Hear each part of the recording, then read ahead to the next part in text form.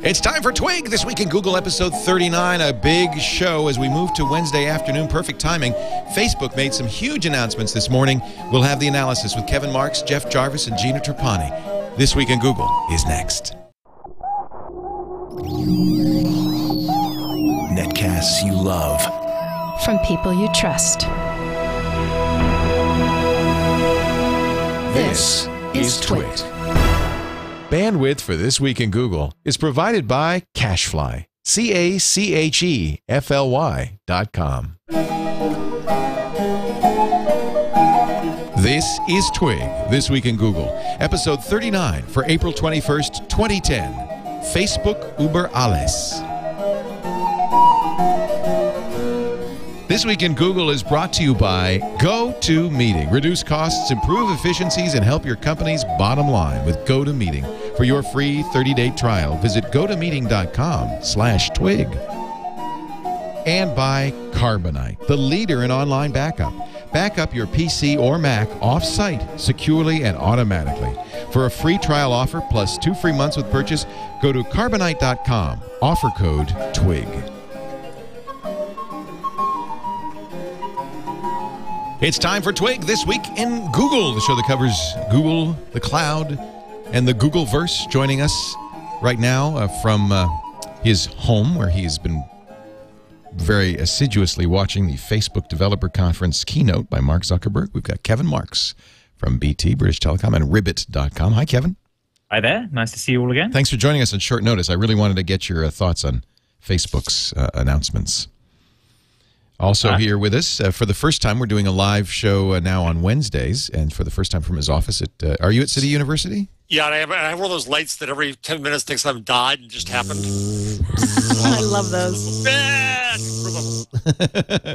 Jeff Jarvis of BuzzMachine.com, and glad to have you, Kevin, and of course, from New York City also, just down the road a piece. We should have gotten you two together. Gina Trapani, she's at Fast Company today. Hello. Yes. She does. Show us the view. Yeah. Here it is. Pretty. Let's see. Oh, isn't that great? That is really kind of gorgeous. Yeah. Pretty good. 29th floor, World Trade Center 7. Thanks to Fast Company for hosting me. Their conference is actually today as well. Oh, good. We'll talk about that as well. I was at that earlier. Gina is, of course, a blogger at smarterware.org. Her blog, she was one of the founders of Life Hacker, still writes there. And the new book is The Complete Guide to Google Wave at CompleteWaveGuide.com. Indeed. And she's at fastcompany.com/worksmart. It's very serious. Getting together for weekdays seems a lot more serious than Saturday. It does, doesn't it? We're not should I get dressed up? Should I be in a suit? I got to be in an office. I got to be up on my stories. Okay, get silly. There's nothing. I have colleagues walking by in the hall because it's a glass wall, and I've got my laptop up on a box so that I have it at eye level. And my headset on computer alone. I should do that. Mine's too low. I mean, the double chin I've got my laptop up on a stack of Fast Company. So. Yeah, high is good. High is good. The first thing you learn in television is you always shoot from up, down, not down, up. Like MySpace angle was. There you go, MySpace. Now you're pose. Looking up, so you don't have double chins. You just need to hold this over my head. Exactly. Just like that. And then, of course, if you're like a professional news anchor, you'll have an eye light, which gets rid of all the bags because there's no wrinkles or anything because everything's so brightly lit. So, Kevin, you were watching Mark Zuckerberg speak today at the Facebook Developers Conference. I didn't realize they were streaming it. That's very handy. It seems to be the trend now. I did this last week with Chirp as well. You can actually sit in your office because if it's the keynote thing, you don't get a lot from being in the room. You can't talk to them. But you can watch the stream, and it's actually easy to track it, and you've got Wi-Fi and a comfortable sofa. So, and I'm even more meta because I track it by tracking your tweets. So that's how I didn't even know you weren't there. I'm watching you tweet. So, did Mark announce anything of great interest? Oh, there's a bunch of interesting stuff. So, let's see if I can get them all in the right order. So they announced what they're calling the Open Graph. And basically, they've changed their API so that you can get access to any information Facebook has with a straightforward REST API. They've made it such that any website can become effectively a Facebook fan page by adding metadata to the site and then connecting to that. And then the other thing they've added is instead of having connect, they've taken away the name Facebook Connect, and they've now got the idea that rather like we did with Google Friend Connect 18 months ago, or 2 years ago even, you add a little bit of iframe to your page, and that connects to Facebook and then shows you information from Facebook about the page it's on. But because it's Facebook, you don't have to log in, because they assume there's only one possible source of information in the world, and that's Facebook. So unlike Google one, where you had to log in through Google or Yahoo or Facebook or whatever, this one is like, no, you're logged into Facebook.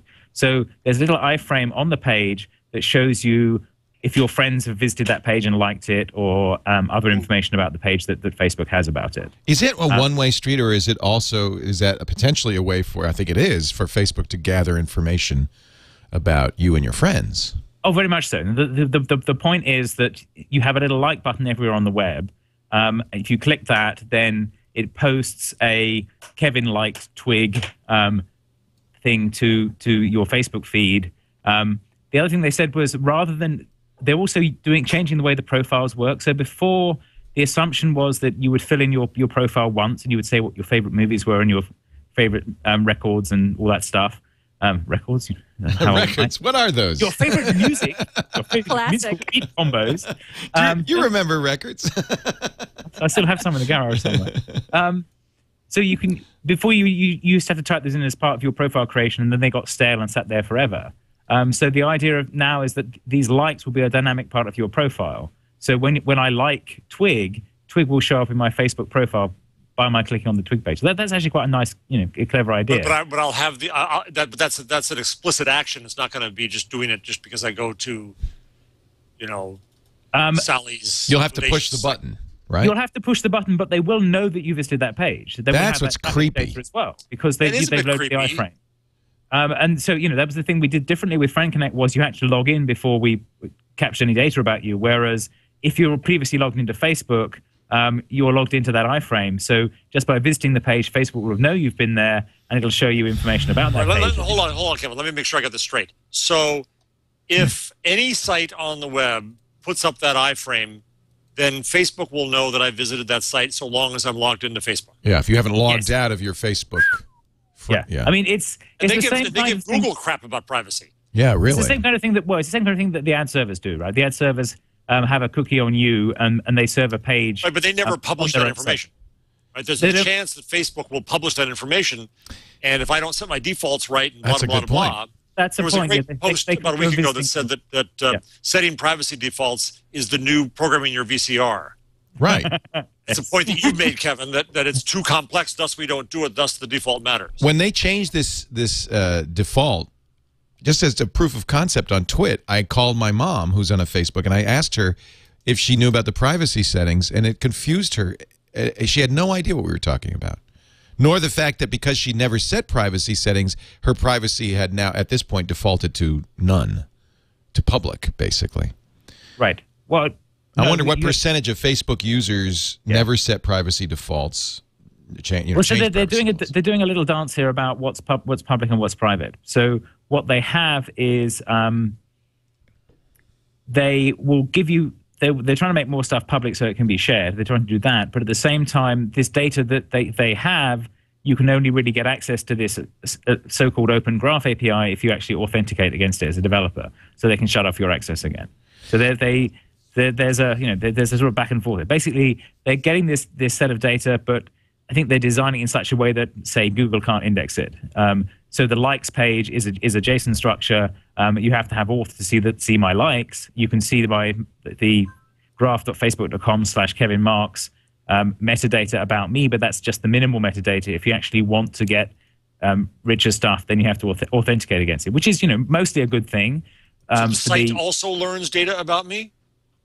Can it share it? You have to log in to do that. So just as you I understand that, but if I go to Kevin Marks's bazaar, right? You're using all this. I'm logged in. Do you get data about who visits your site? I don't get that if you're directly. It, right? I don't get that directly. I have to create an app to log in as you would do now with Connect. So Facebook gets the data. But you get personally identifiable information about your readers. Yes, you can. So long as those conditions are set. Yes, if they log in. Yeah. In the same way that you can now with Facebook Connect. And that's not an explicit action per site for me, the reader. you know you have to make a specific action to give it to that site. I do. Oh, okay. Oh, all right. So there is an isolation. So there's the iframe that has the Facebook stuff in, and there's the outer site.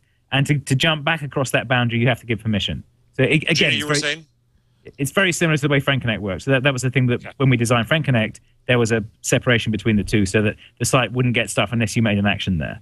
But in this case, it is routing off to Facebook servers. My concern is that this stuff is so complicated and difficult to understand what data is going where and who's getting what about me. And if I can't understand this, or I have to make an extreme effort to understand this, no normal person is going to understand this. It seems to me Facebook is moving a little faster than the public can keep up with. I think people, what you'll see is you go to the page and you'll see Gina and Jeff like this page, and you'll see their faces by it, and you go, oh, okay, that's interesting, and then you can like it too. No, I understand the public-facing stuff. What I'm worried about is what's actually going on behind the scenes. Is all of that stuff going? There's a conversation going on between sites I visit and Facebook now, and I don't really know what's going on. Right. Yeah, somehow I'm a lot more comfortable with like an ad company associating my IP address across two sites that I visited, through cookies. Right, because Facebook knows so much more about you now. Facebook has so much more information about me personally and how I interact with my friends and my name. Ad companies don't have that, even though they sort of track. You know what they're after, Gina, right? They're after targeting an ad, and then they're kind of done. Right. So Kevin, you're saying, so if I wanted to, so say I integrate this on my site, in order for me to get the information about the visitors to my site, I will have had to have created an app that authenticates and that the user would have to also grant access to in order for me to get that information as the site publisher, as the external site publisher? No. Is that what you meant? Yes. Oh, we would. You would have to get them to you can get the likes. So if they hit the like button, then you could go and get that feedback from Facebook, because you can query against your domain. I'm not so worried about the publisher. Like, okay, you go to twit.tv, you press like. If you've logged into twit.tv, then I can get some information. Yes. But I'm much more concerned about the fact that the more people put every site I go visit now that has a like button, if I haven't logged out of my Facebook account, Facebook is aggregating information about me, about my travels. Yeah, that's huge amount of information about my travels. Yeah.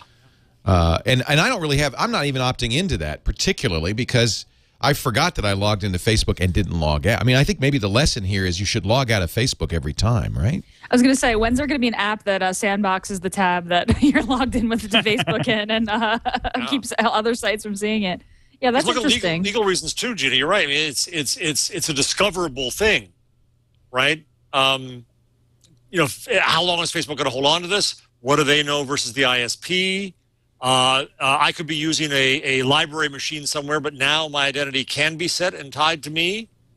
And I'm Mr. Publicness, and I'm fine with that. But yeah, I think you're right, Leo. This is potentially way too complicated to understand the implications. This open graph that Facebook's talking about really is more like your life is an open book to Facebook. Yes, I'm slightly grumpy about them calling it open graph. I think that's slightly abusing the term open. But we go back and forth in these debates all the time, because basically it's a graph, a set of data that is stored on Facebook servers that third parties have access to, that you can update. So it's not open in the sense of distributed. It's centralized and available from Facebook. It's open in the sense of your underwear drawer. I think this is really interesting. I think. And by the way, I have to say I'm a little bit colored because I've talked to people who think that Mark Zuckerberg is the devil incarnate. And then there's people who think Mark is just a nice young guy who's trying to figure it out like we all are.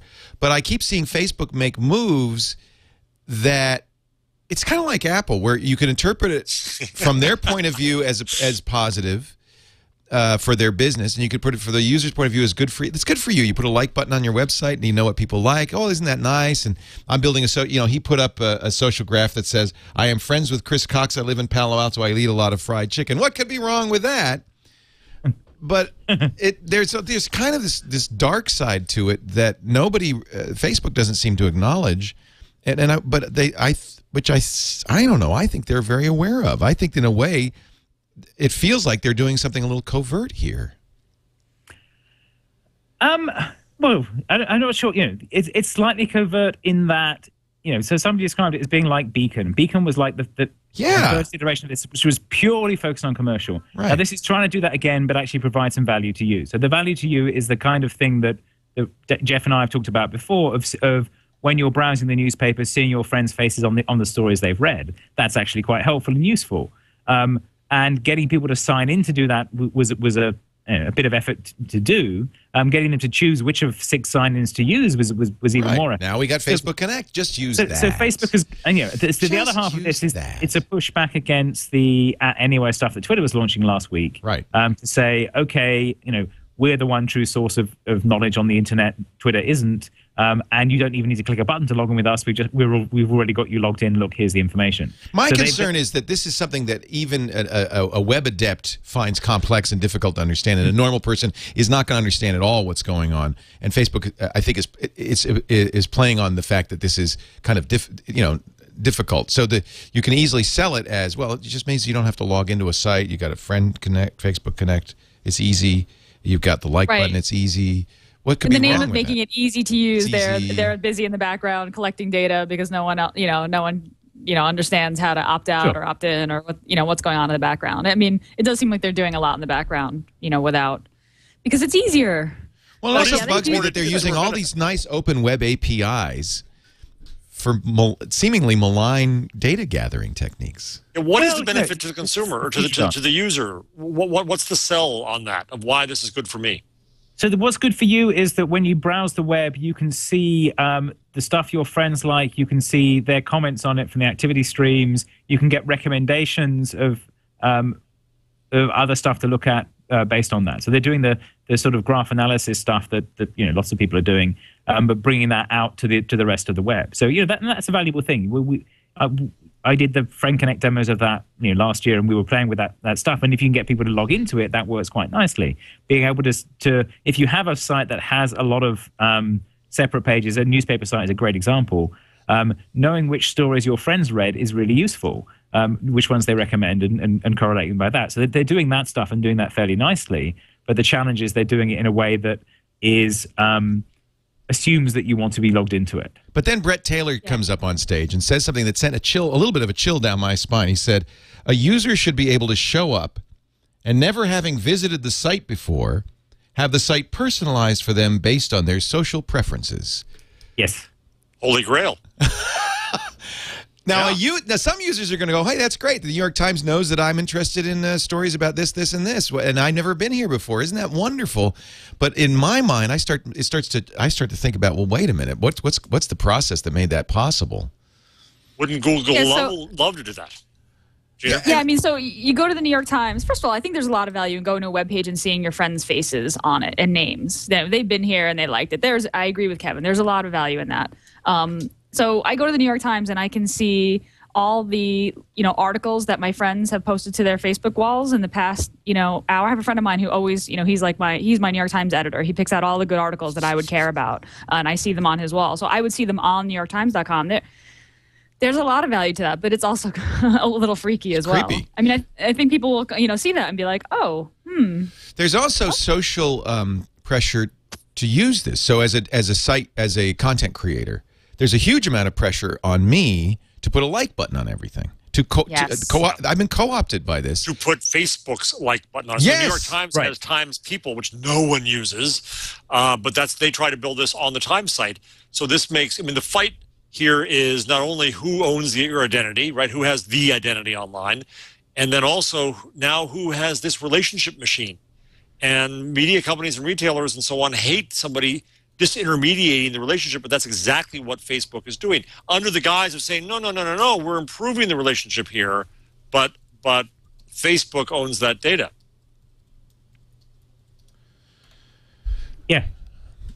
I don't know why, but it doesn't bother me when Google does it for some reason. Well, I mean, look at Buzz. I mean, Buzz used relationships across several networks to kind of aggregate them. But look at the heat they got. Because it was very easy for people to see, oh, you're exposing my contact list. I mean, that was very easy for people to see. What Facebook's doing is much deeper, much more profound, and potentially much more risky for privacy, and yet it's so obscure. Google's mistake was having that page pop up saying, here's your friends. Yeah. Facebook's not going to do that. They're going to keep it all. They're going to keep their cards closed. Well, they assume they got that on Facebook. I mean, the other they did improve the permission stuff this time around. So at the moment, when you sign in, you have to sign in Facebook Connect. You have to go through a whole bunch of permissions dialogues. And they've unified that and made that clearer. Okay.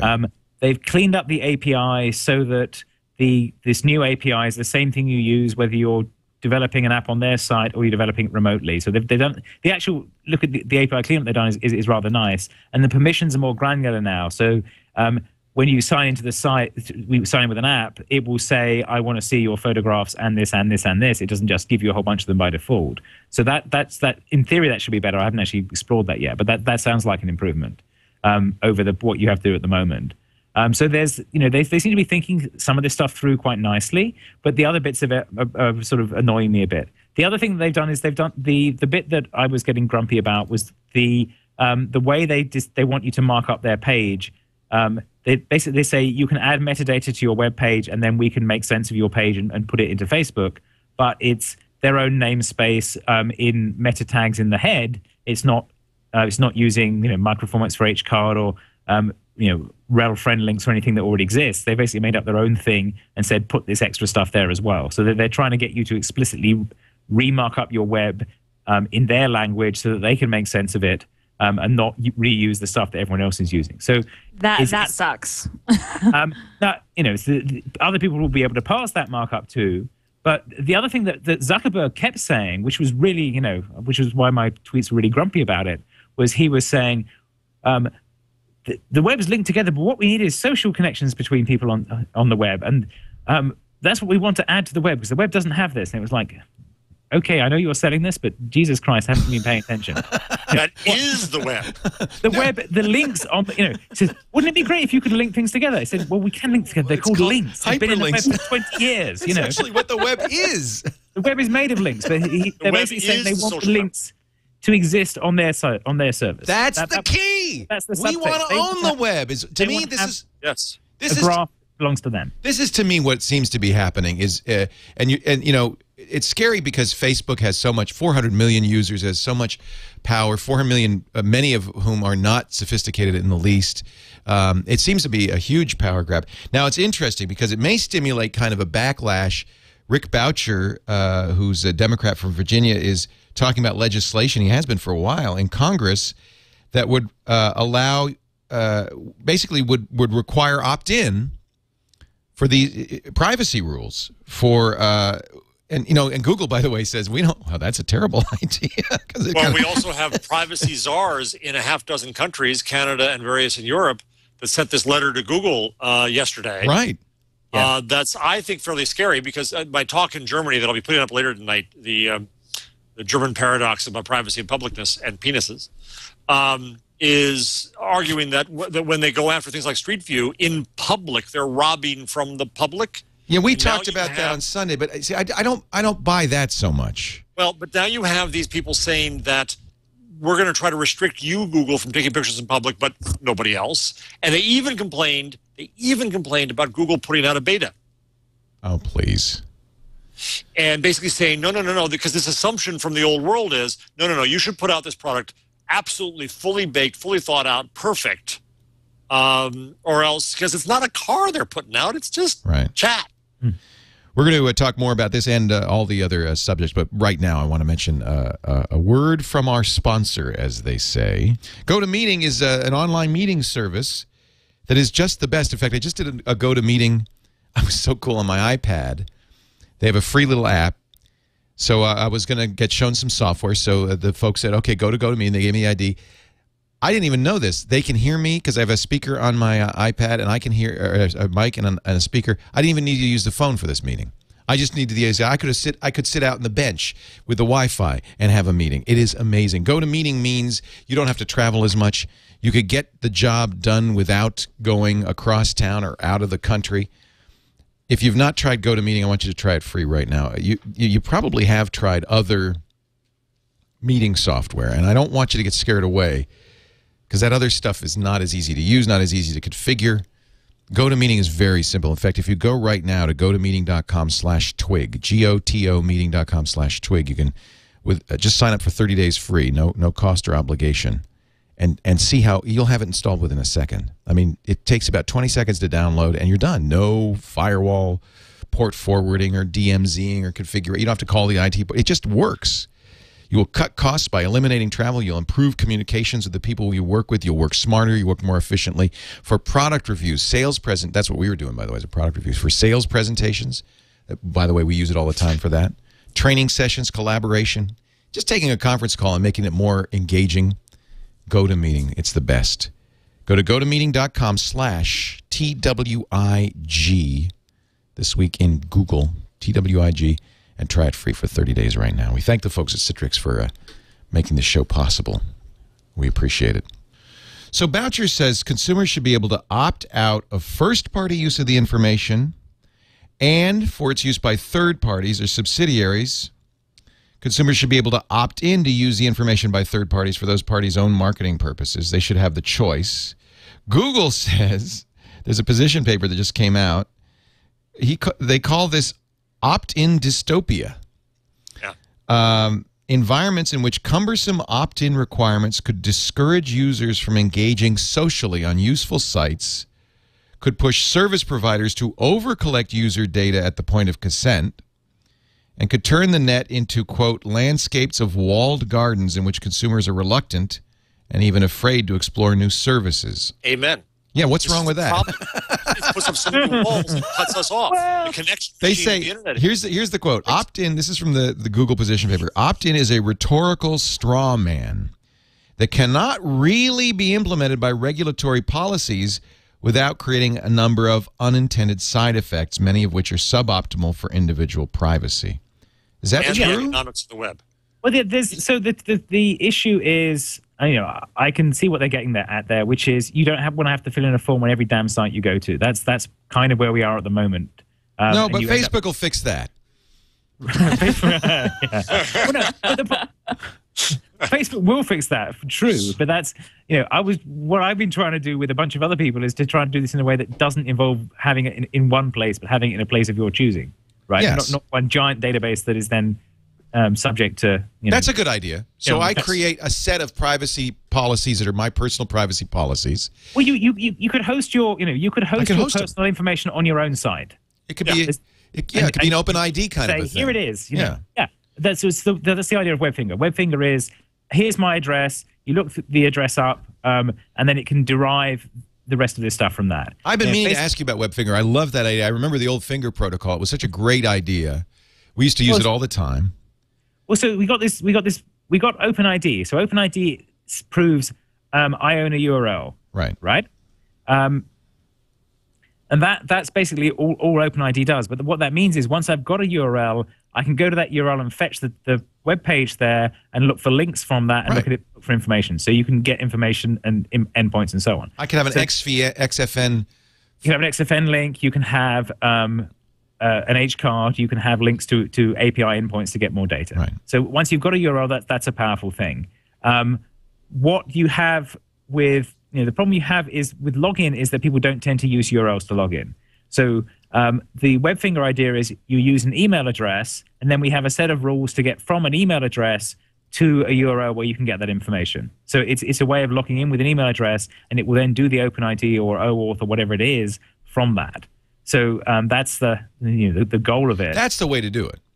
But the point is, it is truly distributed. So if I have Kevin at kevinmarks.com, that will then know to go to kevinmarks.com to look it up. Or I could use kevinmarks at gmail.com, and then it will go to Gmail to look it up. But I'm choosing where it's going. It's not routing through one central Is that point. possible to implement in a way that's friendly so that my mom, I hate to use the my mom meme, but I've got to, could do it? That was it was Blaine's grandmother was the original use case. Because Blaine's grandmother knew his email address but couldn't remember any of his URLs. Right. And she said she wants to look for Blaine. She wants to type in Blaine at gmail.com. Blaine at remeda.org or whatever it is, and look it up from that. She wants to type her own email address in and look it up from that and have the two connected. You can't necessarily remember URLs for other people. So that was Blaine's worldview, is that email addresses are identifiers people have actually learned to remember. Let's go from those. Yeah, what's wrong with that? That's a perfectly I mean, it works. It's got the namespaces all work. We don't need to invent a new namespace. The problem is it can't be commercialized. So Facebook and Twitter and Google don't really like that so much. I mean, I'll leave Google out of that because I think Google has mixed motives. But clearly Facebook and Twitter have very clear motives. Right. Well, yeah, Google, I mean, you're sure Google's got mixed motives, but they tend to move in the, I don't work with them anymore. They do tend to move in the direction of doing this in an open standards way. Yeah, so I can think be honest about it. Yeah. And they obviously want you to fill in profiles on their site and get more information about you and target ads. That's part of it. It doesn't matter as much to them, though, as it does to Facebook and Twitter. The way it matters to them is that they want signals to personalize your experience of Google more and your relevance for Google. Right. And so having a tie into that is business benefit to them, which is different, I think, from Facebook. How? I know, wouldn't Facebook benefit from having some sort of connection to, say, Twitter? I mean, if you could add, so on your Google profile, you say, here's my Facebook page, here's my Twitter page, here's all my other URLs. But Facebook doesn't say what's your Twitter username. You can't really imagine them doing that. But it would be beneficial to them, wouldn't it, for them to know your social graph on another network? I connect my Facebook to Twitter. I can't remember how I do that, but but you feed your status updates into Twitter, into Facebook, right? Yeah. But connecting to Twitter and saying, here's my Twitter username, you can get my social graph. I mean, can you imagine Facebook recommending a friend that you don't follow on Facebook, but that you do follow on Twitter to you? Sure. I think it should. It's in their interest. Their goal is to collect it all, right? I mean, right now I authorize Facebook to access my Twitter account, right? Is that not how it's working? Or is it the other way around? I think it's a Facebook app, right? That just the other way pulls around. in your feed. Yeah. But I think the thing that Facebook doesn't want you to do is point a link at somewhere else and say that's me, right? They let you like pages. Live on Facebook. But they don't want you to point out. Visit the world, but live here. The Google profile and the Twitter profile and Friendfeed and a lot of these others say, okay, here's your thing on this site, and here are pointers to you elsewhere. Right. That's part of our goal, and that's a piece that's that's the difference. Well, Facebook's AOL. It's just the AOL for the 21st century. It's a walled garden that's going to let you leave the garden, visit around, as long as everything you do is pumped back inside the walls. There's a great moment on Twitter the other day that Steve Case saw someone say that, Facebook is just like the AOL of walled garden. And Steve Case said, reminds me of the old days. The good old days. All right. So what about docs.com? That was interesting. I've had a quick look at that. What's the story there? So actually, Kevin was listening, so he probably has the details, but it looks like Microsoft launched a partnership with Facebook at docs.com where you can share Office documents with your Facebook friends online. That's kind of a big deal. That's well, Microsoft it's Google saying, Docs. Yeah, that's Microsoft saying, you know what, Google, you're not going to take over our Docs business. And what better? And see, this is what's going to happen because Facebook, as it gains so much power, now can go to Google's natural enemies, its hereditary enemies, and say, "Play with us." Doesn't that mix? Isn't that in a weird kind of mix like Buzz and Gmail in the sense that it mixes potentially your personal and your professional lives in ways that people aren't going to like? And identities. Maybe, but then again, I mean, on Facebook, maybe my network on Facebook is Gawker Media, which is my publisher. I can't imagine wanting to share. But how many people Gina, who just don't want their business people to be part of their Facebook? Oh, lots of people. Lots of smart people. Smart people. Definitely. Who have, button-up jobs and want to post their Facebook about personal stuff. I don't know. I'm allowing, let's see, Docs to access my public information and send me email. Yeah, sure, why not? How convenient is that? You're so cynical today, Leo. I just signed up. I'm not that cynical. I just signed up. I can now see my friends' docs, so they're not sharing it with me. You know what? This is very interesting. Holy cow. I just put a link into one from Lily Cheng, who's, Lily Cheng at Microsoft. Yes. Runs these labs. This is one of her projects. So what was it? Docs.com/43 capital G is her intro document to that's shared in there. Yeah, actually, it's when you sign into Docs as well, it's the first thing. Some docs you might find interesting.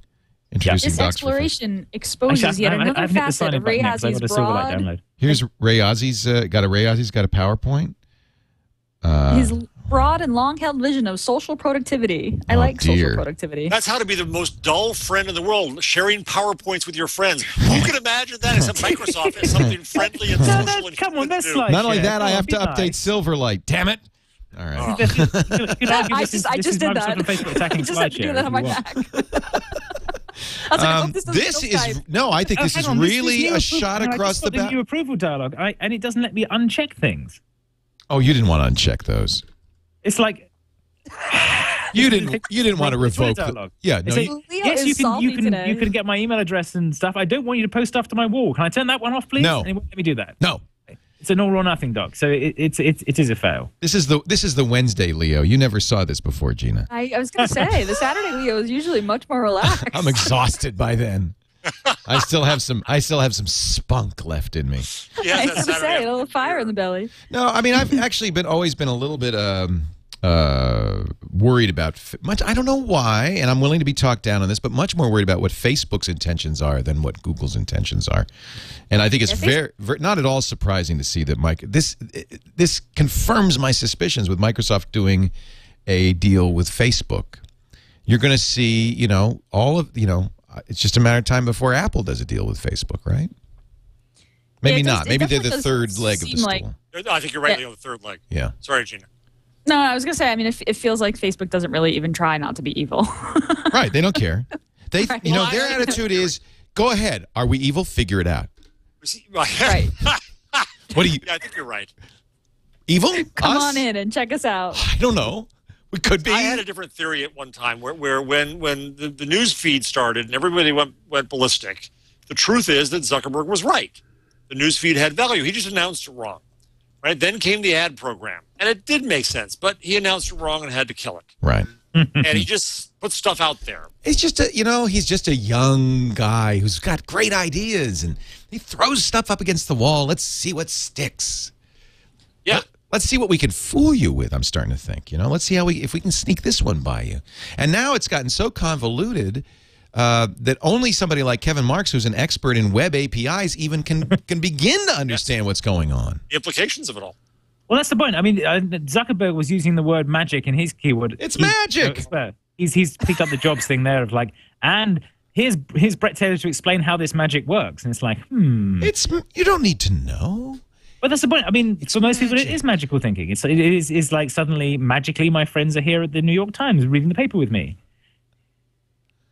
It's very tempting and this is what really worries me. I could see, as a content creator, it's extraordinarily tempting. We even, I looked at, for instance, what ABC and Facebook did with the elections page. And that was not a Facebook page. It was an ABC page that merged your friends' chat about the elections and stuff in together. And it's very tempting. It's very tempting, especially with 400 million people on Facebook. Basically, everybody's on Facebook. Yep. Why wouldn't I play? So it's going to be very few people who are going to be willing to say, wait a minute. This shirt chocolate covered thing looks good, but do we really want to eat it? Well, here's the other thing, Leo. If you're a publisher, you're trying to figure out how to get a direct relationship with the readers, and only the New York Times, the Wall Street Journal, and the FT require registration at all, let alone paying. So if you're the Chicago Tribune, you don't know who anyone is. So Mark Zuckerberg now has them buy the shorts. He's the guy. Mark's the man. So the only way to have a direct relationship is that. So look at the complaints that publishers have had, like the New York Times with Kindle. The complaint is, I had a billing relationship with that reader. Now I don't. You do, Amazon. Right. Right. So now, if you want to try to implement, let's say, a billing structure across multiple newspapers, if Zuckerberg says, you know what, this closed wall I have is really comfy. Want to come inside? Yeah, we'll do that. We can do that for you. Yeah.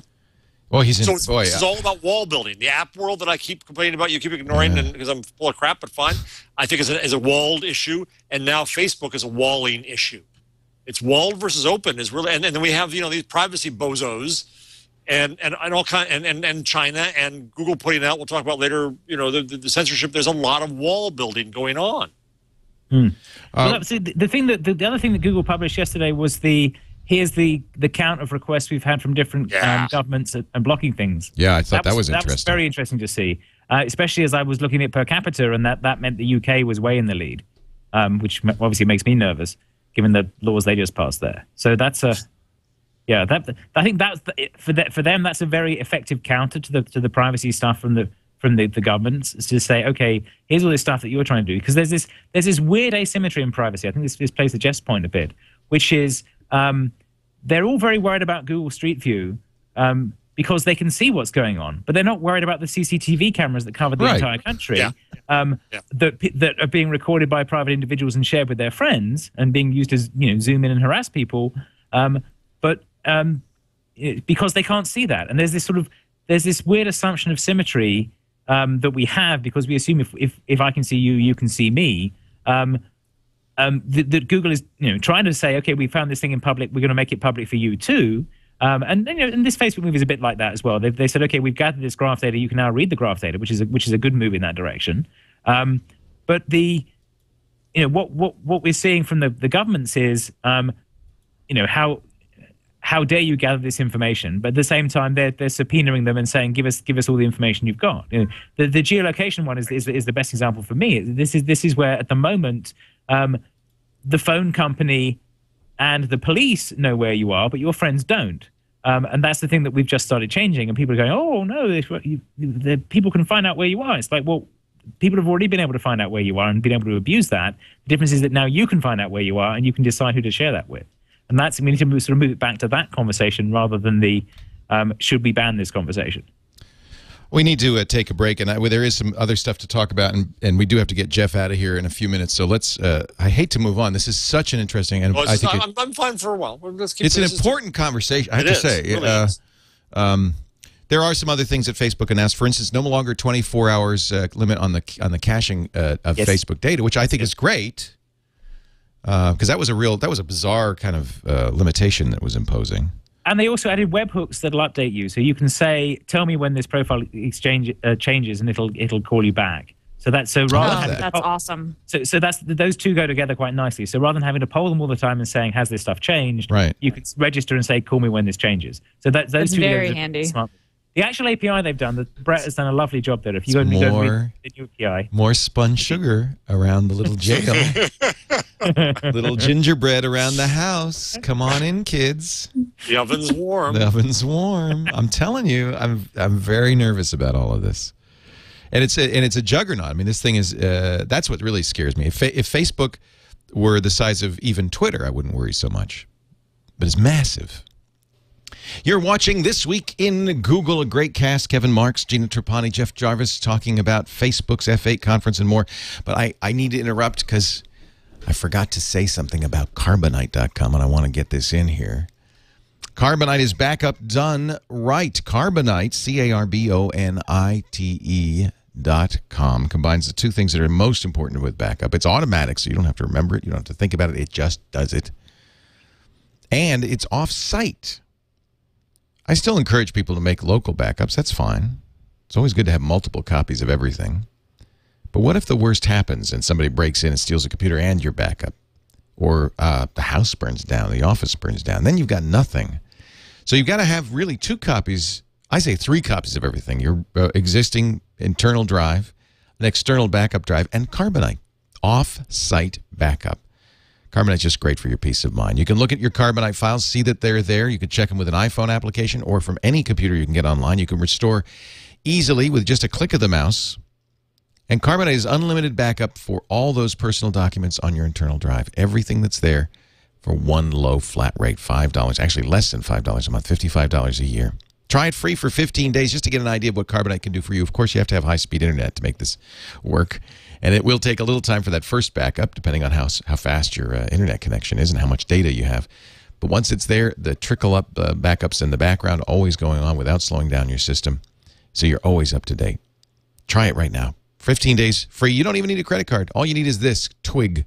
That's the offer code, TWIG. Go to Carbonite.com, sign up for that free trial, use the offer code TWIG, and you got 15 days free. And then, after the trial, if you decide to buy 2 months free, when you use the offer code TWIG. Carbonite. It's in the cloud. It's encrypted. It's automatic. It's backup done right. You got to back it up to get it back with Carbonite.com. Now back to the show. No more HTTP. I think that's kind of a smart thing. I do too. Yeah. I think it's great. It's just, It's there. You don't need to type it. I remember when we started doing, years ago, in 1994, when I started doing a TV show called The Site on MSNBC, they would still, in the lower thirds, type http:// and Soledad O'Brien would say, every time she said a website, http:// What I hate is when they say /. Oh, yeah. When do you use the backward slash? Only in Windows. But also, Yeah, well, it's not a true. // It's a freaking slash. backslash. It's a slash, but the / is the thing used in Windows paths. It's not the one that goes that way. You're kidding. Right? I don't know. Depends. It works. Wait a minute. So you're saying, Kevin, that it's a standard slash, that's a backslash? Maybe in Britain it is. Well, so Stephen Fry said we should just say stroke. Stroke. It's a much nicer word, and it's a single syllable. And then what's really nice is when you want to do the other one, you say backstroke. Or as you would say, brilliant. I like that. Anyway, Chrome no longer even shows you http://, which was the most confusing thing. Now that the entire world has memorized that. The other thing it does is that I do a lot of site : searches, to restrict the search to one site. It now takes that and turns it into a little gray box that says "Search Buzz Machine." That's brand neat. new. Oh, that's really cool. Yeah, that's it cool. is. You consider it, too, that by changing our habit, by getting rid of the Google search box, of course, I'm now in the habit fully. I use Chrome all the time. I just put searches right into the bar. I love it. And the beautiful thing is Google now knows even better what I'm searching for and where I go. See, that doesn't bother me. I don't mind. Me either. Let them Because they know. think it gives me better service. Let them Of course, know. I'm a Google fanboy. Of course, you remember when, who was it? Alta Vista, somebody released all that search data, and it took a reporter like 2 days to figure out who this anonymized search data was from and call her at her home. So all they need is, what you search for. They know everything. The AOL, the data. It was AOL. Wasn't It was AOL. Yeah, I don't think most of our listeners have ever heard of Alta Vista, Leo. I think we're dating ourselves. I remember all of it. You remember Dog Pile? I love that. Alta Vista, yeah. Northern Lights. I thought that was one Northern Lights, yeah. Yeah. Who do I know that used to work for them? Maybe Dane used to work for them. Hey, good news! Android 2.2 is on the roadmap, on the horizon, and we may get it first on our Nexus 1 phones. Woot, woot. Woot, woot, woot. Woot, woot. Is that how you're supposed to say woot, woot, woot? Woot, woot. Woot, woot. Can you loop that, Leo, so Yes. you can just hit the button whenever something good happens? That's my new ringtone. Are you kidding? I can't even get that hot. What? What do I got you? Apparently, we'll also include Flash 10.1. You want to woot that? Not really. ain't no wooting there. What else will be in Froyo?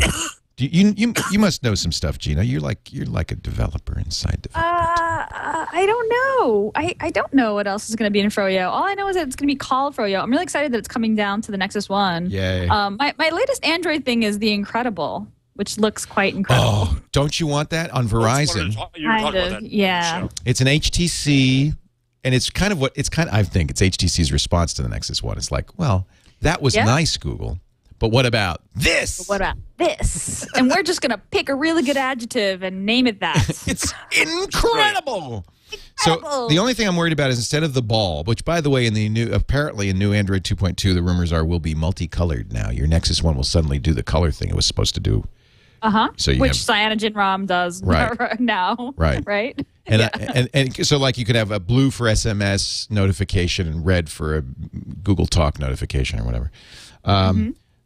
But theirs is optical. And some people are saying the optical is not so good as the trackball. But the trackball, it goes, it's like being behind an old lady on a stair.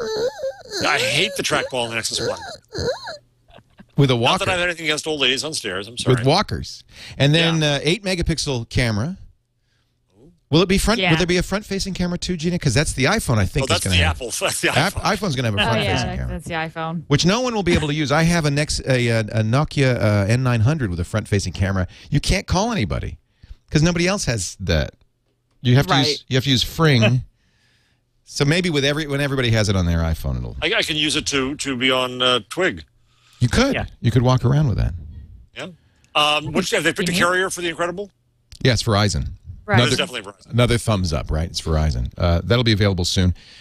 June, when is I.O.? June 4th? May 4th. mid-May, like the 16th, okay. I want to say. That's when we think Froyo will come out because, of course, that's when all the developers who go to I.O. get their very own Nexus 1 or Android or Droid for free. Yeah, we get the Droid, yeah. It's May 19th and the 20th. That's it. Oh, so you think they're going to push down 2.2 then? Of course. Or right around that. They're not going to give you a Droid with 2.1 on it. Yeah, it makes a lot of sense. Although they're shipping the phones out before the event. So they're not getting them out at the event. So that was kind of interesting. They said they wanted you to get started early on your app. When does yours come? It should be in a week or so. I'm in New York now, but I'm hoping that by the time I get back to San Diego this weekend, it'll be in the mailbox. I got the confirmation. So At least you don't have to go to a German bar to steal it. Hey, you're a journalist. What's your take on this whole? We talked a lot about it on TWiT. I'll bet you did. I say it's a new world. It's public. I mean, there's stuff about whether or not it was stolen versus just left there. But if it's left there, on the bar stool or on the street or whatever, and Nick Denton makes clear that he buys news. He has no pride about that. I say, welcome to the new world. What do you think, Leo? Well, by the way, Gina, we're going to let you recuse yourself because you still do stuff for Gawker Media. Yes. Okay. Well, she has an opinion. She may say That's cool. Nick wouldn't care, right, Yeah, Gina? I'll tell you my opinion, but I'd like to hear yours. Yeah. Oh, I think it's reprehensible, and I think that Nick may be going to jail, to be honest with you, because I think he's broken the law. He receives stolen merchandise. Was it? What made it stolen? Yeah, but there's the California. No, it doesn't matter. California state law. If you find an object, you must make a good faith effort to find the owner, and the person. First of all, if you believe Gizmodo's story, which they clearly published to justify what they did. That the guy left it on the bar stool, and then the guy picked it up, and he asked, "Anybody, whose phone is this?" And then he placed several calls to Apple's switchboard, saying, "I have your phone." But I can't remember his name, but somebody pointed out that he not once did they ask the bar's owner if the person had called, and apparently the Apple employee called multiple times, very agitatedly, saying, "Has anybody found a phone? Has anybody found a phone?" So there really wasn't a good faith effort to find the owner. That was by the seller, right? By the seller. But if you purchase, it's the fall off the back of a truck rule. Well, okay, so Leo, so one of your acolytes comes into the cottage and says, "You won't believe what I found, Leo. I found the next iPhone. Want to see it?" We'd look at it. You wouldn't show it to me. Then I would show it to us. No, I might even show it, but I wouldn't pay $5,000 for it. Well, I mean, they didn't know whether or not they were getting a Chinese knockoff. Denton pays for stories. He's real clear about that. They've done it. He's done it before. That's whatever. That's choice. They held onto the phone. They checked it out. They tried to figure out whether or not it was. The worst part is they tore it apart, right? Yeah, they broke it. They tore it apart. That's the kind of that's a little going beyond. They broke it because, as somebody pointed out, they've never shown us a picture of the screen with the connect to iTunes. And Apple very cleverly bricked it. They bricked it immediately. Yeah, I feel bad for the poor kid who lost it because he did the right thing and obviously telling him right away is uh-oh. Yeah. Well, we don't know if he told him right away. He could have bricked it himself. Oh, really? Oh. Sure, you could brick it yourself. It's a nice feature of Mobile Me. Press the brick button. They better have a warning. Are you sure in front of it? A couple of warnings, I would hope. I don't know. I have to say. By the way, and somebody's pointing out, and you're right. When Gizmodo first published that story, I said, I tweeted it, "You do not want to be this guy." Put the guy's name on Twitter, and now I deeply regret it because I feel really bad for the guy. As somebody's pointed out, any Google search for this guy for the rest of his life is gonna turn up this story. Yeah. He's now branded. Yeah, hey, would you hold we this all for make, me? we all make mistakes, and none of us get that kind of publicity when we make those kind of mistakes. It was his birthday. He was in a bar. How many stupid things have you done drunk in a bar on your birthday? Let's be honest. Lots of things, yes. Absolutely. Gina, I don't believe And now that Facebook knows everything about you, Gina, those pictures will live forever. We'll all get to have his experience. Yeah, that's probably the case. No, I understand. I understand why folks are upset about it. Hey, I grew up as a blogger under Denton. I know he buys stories. I didn't think it was. I'll be very curious. I think Apple could sue him at this point. I mean, I'm They're not. returning it. But then the discovery is all kinds of fun. Yeah, then Yeah, that's maybe they don't want to. The Streisand rule, isn't it? I think they don't want to. They want the Right. story to go away. Right. Do you think this Jobs called Denton directly? No, he got a letter from. In fact, they published a. No, but there was also this report that the Jobs called Denton. Oh. And Denton's response when asked whether this happened, well, if that happened, it would be confidential. Yeah, Nick would Yeah. love you to think that Steve Oh, Jobs exactly. is placing Nick's personal right. calls. Yeah, I don't think that happened. I don't buy have no that. idea. I haven't talked to Nick about it. I don't think that happened, though. Steve would not humble himself to that Right. degree, I doubt. Yeah, no. If somebody called, it wouldn't be Steve. It'd be somebody. Steve wouldn't call Denton. No. Somebody He with would an call someone Esquire who's at the inside end. the circle. Yeah, that's true too, right? He would call somebody he knows. Yeah. I mean, Gizmodo destroyed any further future relationship with Apple in terms of covering. Oh, the I've done product. that. Who cares? That's not. That's nothing. No, but I mean, they were willing to. Well, I won't. I'm not going to talk about it anymore because yes, I work for Gawker. and I have worked- Yeah. I certainly don't want to pull you into this. I think it's reprehensible. It is checkbook journalism. I guess that's the way we are now. Jeff, I defer to you. You're the. Well, no. See, I know I'm destroying journalism like Nick. You know, people would just, Oh, it's here your I am fault. in a journalism school saying this. I think someone will come in and beat me up in a moment. But That's a good. You posed a good hypothetical though. If somebody walked in here, I have turned down stuff, and I've also accepted stuff and not published it. Several times I've received what looked to me to be confidential Apple documents, and read them and destroyed them. Did not show them on the air. But I read there's them. another story this week. It may sound a coach. I'm forgetting his name. Said controversial things on in a bar, and Jerry Jones. I don't know jack about sports because I'm not a real man, but he was criticizing Bill Parcells and Tim Tebow, and somebody in the bar recorded this and played it, and there was just much angst among sports journalists, if that's not an oxymoron, saying, you know, how dare you do this? But it was in a public bar. He said it. If I told a friend about it in a gossip column, what's the difference between that and me recording it? The difference between Nick buying it and Nick and tearing it apart and Nick showing it, you know, the damage to Apple in that sense is the same. Well, and let's be honest, it ain't the Pentagon Papers, and the dang thing's coming out in 2 months. It's not like it's, you know, really what this comes down to is the very vicious news cycle and competition between Engadget and Gizmodo. I mean, that's if there's anything to blame for this, it's that. And as consumers who will go to whichever gadget blog has the scoop, we're to blame, I guess, indirectly for it. Yeah. It's our version of, you know, a Paris Hilton story. That's how Right. sad we are. But The story did better than any other sex tape that Huge. Gawker ever published. They got a ton of. There I you mean, go. it worked. It was well worth $5,000.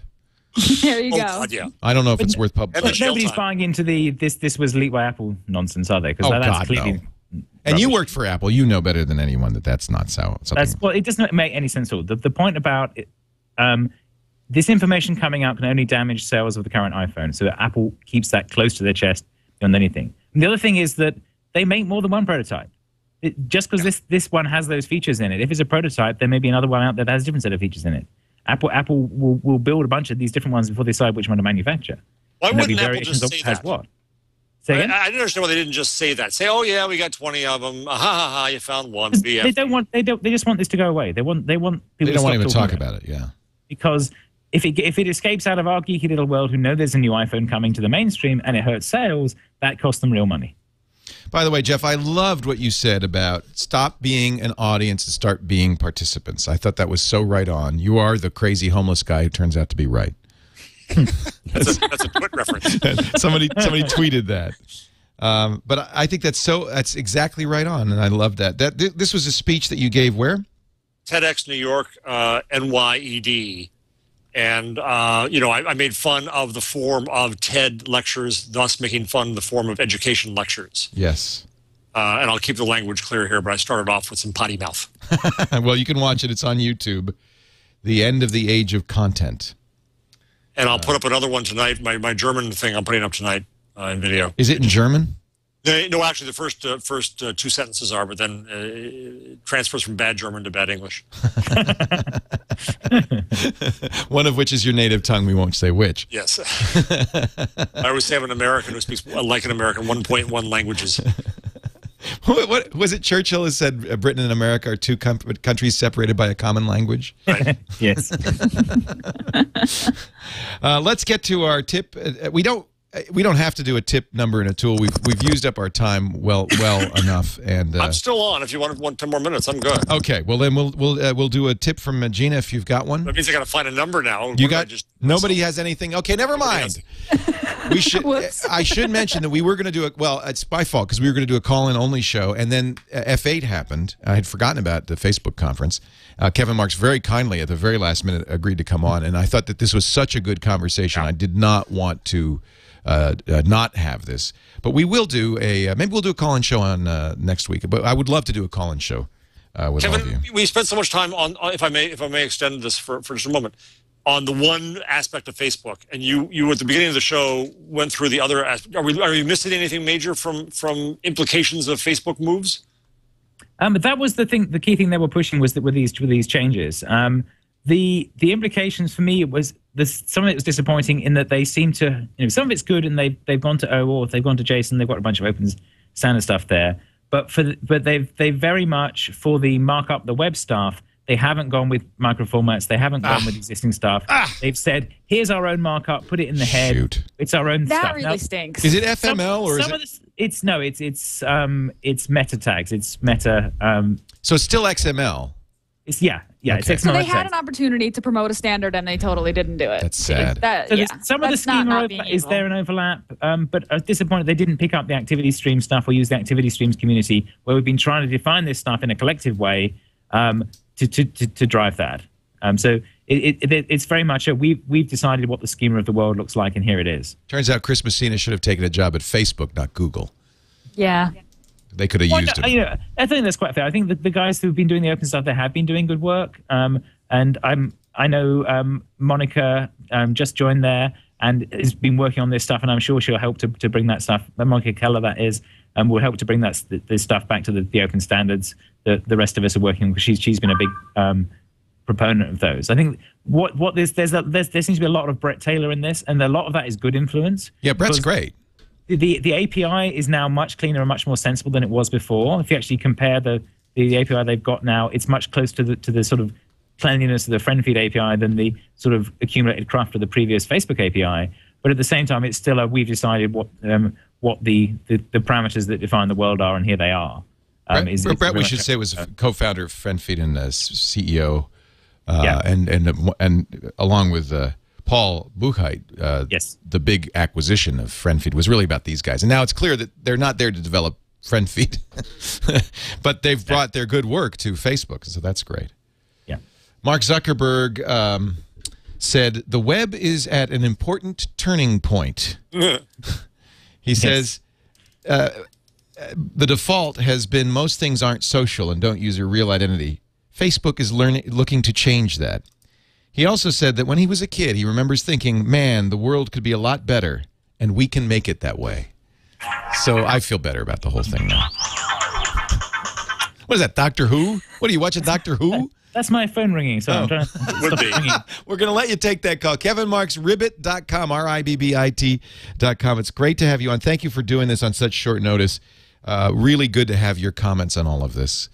And if anybody doesn't know who Kevin Marks is, just go to Wikipedia and you'll see what a legend he is in this business and how many things he's had a hand in, including the other day, Kevin's in the studio and I'm talking about, getting Skype better and stuff. And he said, well, when we wrote iChat, we made sure it did. And I thought, oh, of course, duh. next time we'll use iChat. Thank you, Kevin. Really great to have you. Also, on our new time, we really appreciate your flexibility, Jeff Jarvis. I know you have a train to catch and people to see. And I want to show you that I've got my replacement for the iPad. What is that? Whoa, what is that thing? A TRS 200? Was that from Tandy? What is that? The Moro Pivot. Oh, the Moro. Oh, my God. The first portable computer, not transportable, like an Osborne or K-Pro. So I now have my Museum of Dead Technology boarding in my office here in New York. So George, This thing weighs about 20 pounds. George Morrow was a great guy, a real innovator, and brilliant fellow. And I always wanted one of those. I'm impressed that you have one. Okay, didn't it come with WordStar? I believe it did. Yeah, with WordStar and the whole and office. I think it used D batteries, making it even more heavy. Well, it might help if my iPhone would use some D batteries. I could last all day. I think the new one has a replaceable battery, at least if that prototype, that $5,000 prototype has anything to do with it. Jeff Jarvis is at buzzmachine.com, the author of a great book that you have to read if you want to understand what Google's up to. It's called What Would Google Do? Thank you, Jeff. We appreciate your being here. Is this time working for you? Yeah. Good. It's great for me. It's nice to be able to get this show out a little bit earlier. Gina Trapani is, what can I say, the greatest. She's the author of the Complete Guide to Google Wave at CompleteWaveGuide.com and blogs at smarterware.org, and is giving us a great view of New York City. Yay for Twig on Wednesdays. Yay! Look at that! Look at that skyline. Yeah. Oh, wait a minute. That's see, she's got a better view than you do, Jeff. Skyline, yeah, much better view than Jeff's looking at a quadrangle. You're looking at the World Trade Center. New York, baby. New York, New York. Thank you, everybody. We're so glad you're here again. We do this show now Wednesday afternoons, 4 p.m. Eastern Time, 1 p.m. Pacific, 2000 UTC at live.twit.tv. And, of course, because we're doing the show earlier, we'll get the show out now on Thursday, maybe even Wednesdays. I think we're trying to get it out on Wednesdays, if not early Thursday, so you can listen to this during your week, which we think will be a better time for the show. You can subscribe, of course, at iTunes and the Zune Marketplace and everywhere better podcasts are given away for free. Thank you, everybody, for joining us. We'll see you next time on This Week in Google.